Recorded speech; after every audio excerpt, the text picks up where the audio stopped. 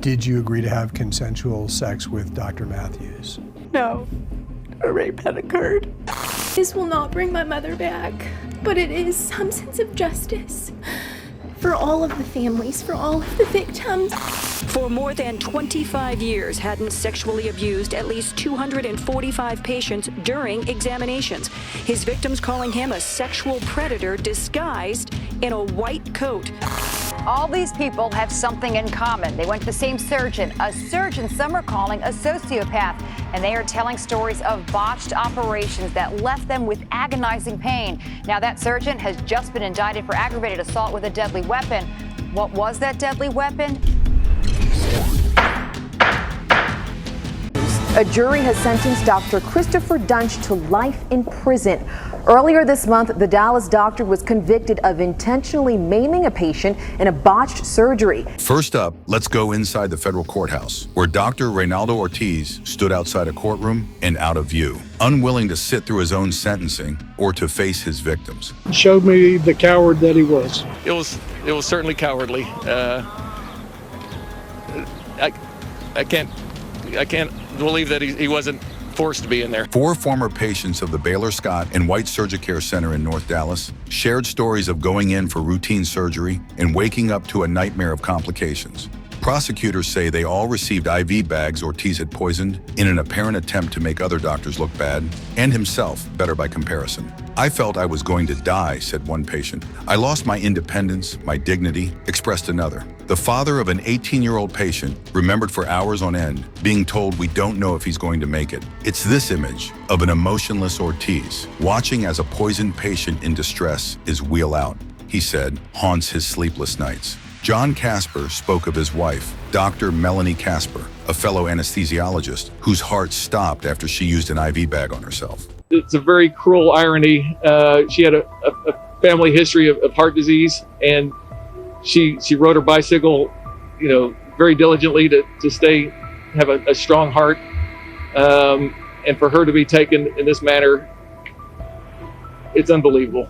Ortiz wasn't charged in Casper's death, but the judge acknowledged in court he was responsible for it and that it would be considered in his sentencing. He looked, right at me and told me the things I wanted to hear, the things that needed to be said out loud. The judge handed down the maximum punishment, 190 years in prison. He found Ortiz's actions were tantamount to attempted murder. Judge ruled that the actions of Dr. Raynaldo Ortiz were the same as attempted murder, and while not in the indictment, the judge said that he also found that Dr. Ortiz was responsible for the death of Dr. Melanie Casper. 190 years in prison. That is the punishment that a Dallas jury says this doctor, and the former doctor now obviously, deserves for his actions around patients and colleagues. It was the maximum sentence possible for crimes all caught on camera right here and played at trial. It's all Casper said he hoped to hear, and all he needed to finally be able to move forward after the loss of his wife. I'll probably never spend another 2 or 3 minutes thinking about this individual the rest of my life. Today marks the end of a beautiful part of my life, and tomorrow I'll step in a different direction. So, bright sunny day. Let's get it started. While Dr. Raynaldo Ortiz injected dangerous drugs into his patients, our next doctor seemed like quite the catch on the single scene. He seemed like the perfect match, a successful cardiologist on a dating app. But women who went out with him say he was a monster who spiked their drinks and then brutally sexually assaulted them. He's now been sentenced to more than 150 years in prison. Did you agree to have consensual sex with Dr. Matthews? No, a rape had occurred. His dating app profile had it all. He loved camping, snowboarding, traveling, and homemade dinners. To top it off, he's a prominent cardiologist at a Denver hospital. But Dr. Stephen Matthews was a Dr. Jekyll and Mr. Hyde, a monster who drugged and raped his dates. There were hickeys on my chest. And again, I didn't even know if we had kissed or anything. So to see that,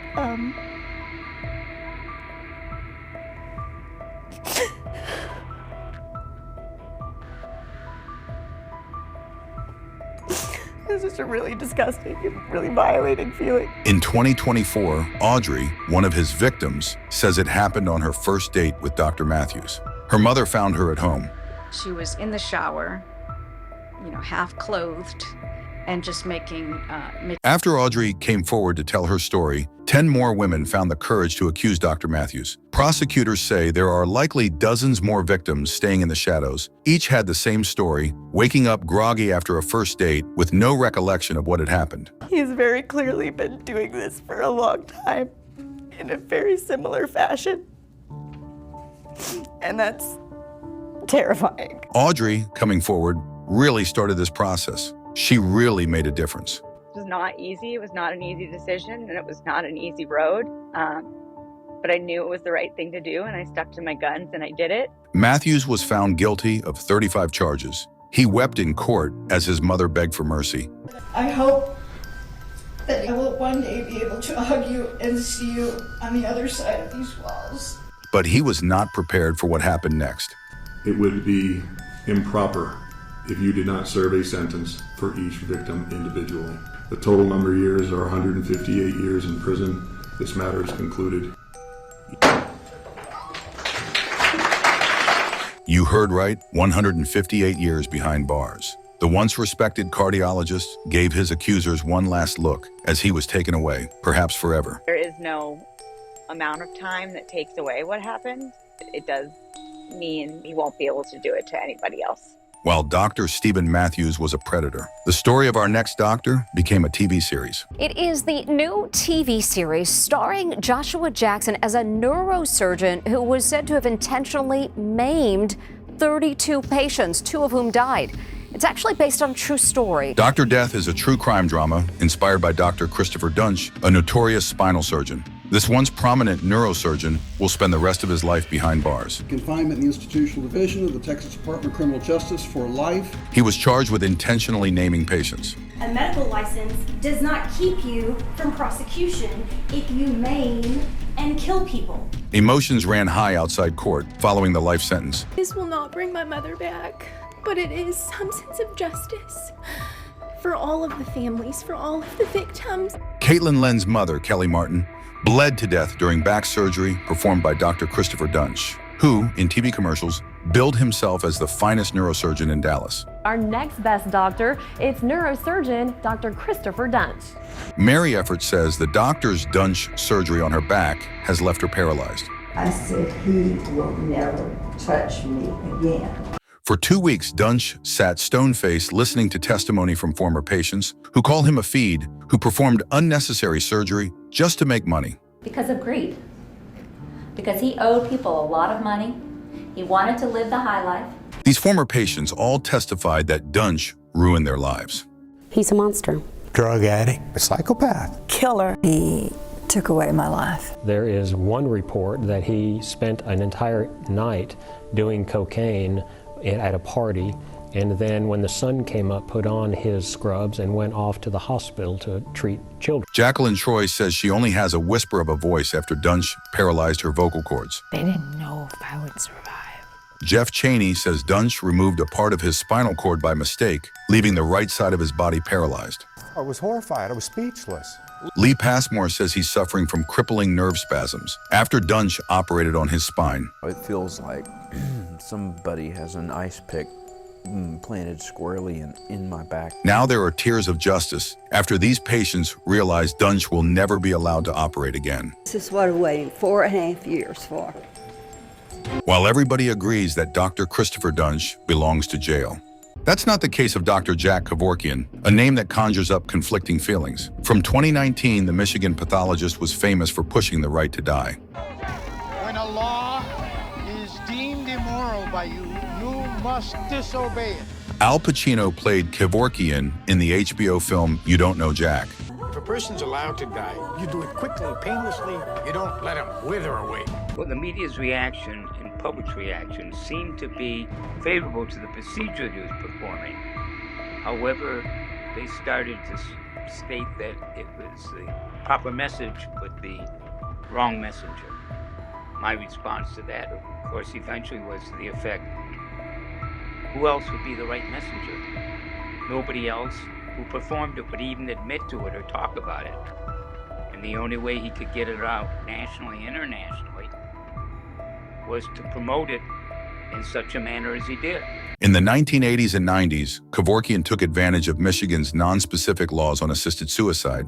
After qualifying his patients, he created ways for them to self-administer lethal substances to end their life. His inventions came to be known as super suicide machines. He evaded arrest and conviction for years. He was a showman, he was a provocateur, he was abrasive, he wasn't polite. He was intent on making a statement from his perspective. Highlighting the problem is a genuine social service. Now, on the other side, Jack Kevorkian did essentially nothing to offer society a solution to that problem. He was not politically adept in any way. He did not proceed with the kind of social change that would make a medical procedure available to people that they wouldn't have to travel, or changing the culture of medicine. In 1999, he was convicted and sentenced to 25 years in prison, but was released after 8 years on the condition that he no longer assist people on ending their lives. Done a lot by doctors, but they just don't come out and admit it. They don't want to be in trouble. I think that he sacrificed a lot. He didn't do it for money. He did it because he believed in it. Dr. Kevorkian died in 2011 at the age of 83. While some people believe Dr. Kevorkian were a hero, Dr. Robert Hadden, on the other hand, was a monster. This doctor is trading his white coat for a prison jumpsuit. Today, the gynecologist who sexually abused dozens of his patients was officially sentenced, with many of his victims in court to see justice. Some are even having his name removed from their children's birth certificates. These women are embracing each other for support after their former gynecologist was sentenced to 20 years behind bars. It was a step towards justice. There was accountability.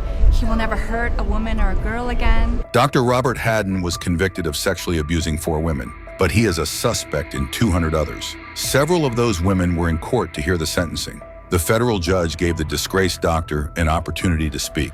Hadden, through tears, said he was sorry for the pain he had inflicted. Hadden's wife sobbed as the 20-year sentence was pronounced. Oh, it wasn't an apology. He didn't turn and face us. We deserve more. Every single woman that was there deserves more from him, and I hope that this shows all the doctors out there that this is real and they will be held accountable for what they do. Hadden was once a well-regarded OB/GYN working at 2 prestigious New York hospitals. Former presidential candidate Andrew Yang's wife, Evelyn, has also accused Hadden of assault. He proceeded to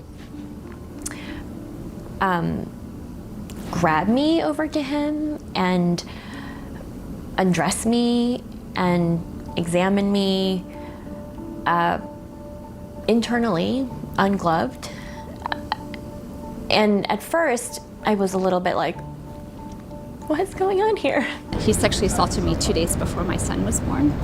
And so at that moment, I was frozen, and I'm not frozen anymore.